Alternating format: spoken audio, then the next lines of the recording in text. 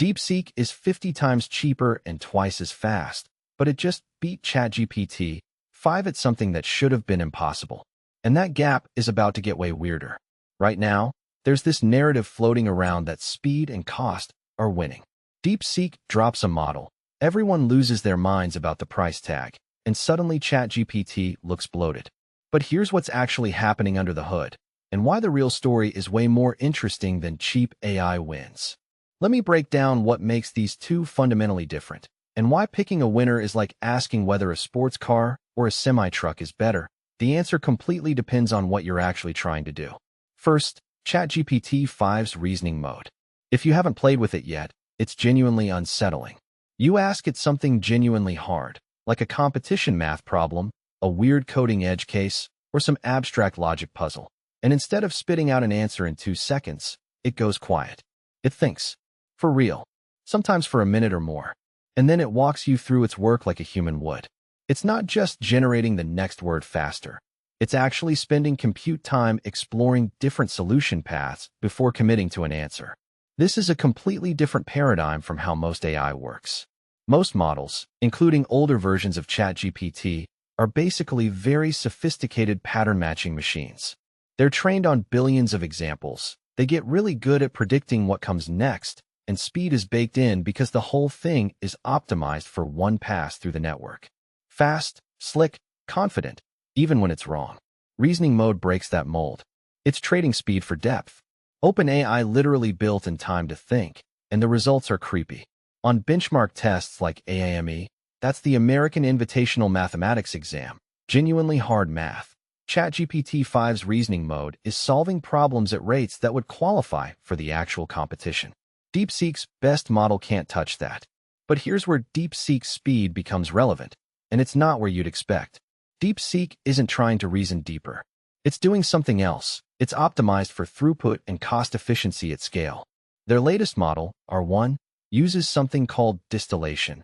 Basically, they had a reasoning model think through problems, and then they trained a faster model to mimic those thinking patterns without actually doing all the expensive computation. It's like learning to drive by watching someone else drive, rather than learning from first principles. The wild part? It works. On a lot of standard benchmarks, DeepSeek R1 is competitive with or beating ChatGPT-4 level performance, and it runs on consumer hardware. You can literally run it on your laptop. Try doing that with ChatGPT-5. So who wins? That's the trap in the question.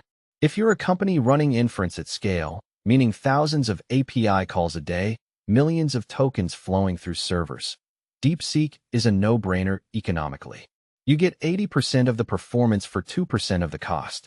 Margin matters. Speed matters. The math is undeniable. But if you're using AI for actual reasoning, if you're debugging a complex system, solving a novel problem, or doing something that requires the model to genuinely think rather than interpolate between training examples, ChatGPT-5's reasoning mode is in a different category.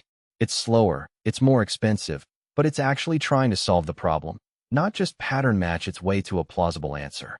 Here's what gets lost in the discourse. These aren't competitors in the same market. They're competing on different axes, and the hype around DeepSeek speed has created this weird assumption that fast is always better. It's not.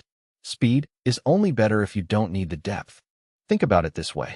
If you're building a chatbot that answers customer service questions, DeepSeek wins every single time. Cost per query is king. Latency matters for user experience, and you don't need a model that thinks for 90 seconds to answer, "What's your return policy?"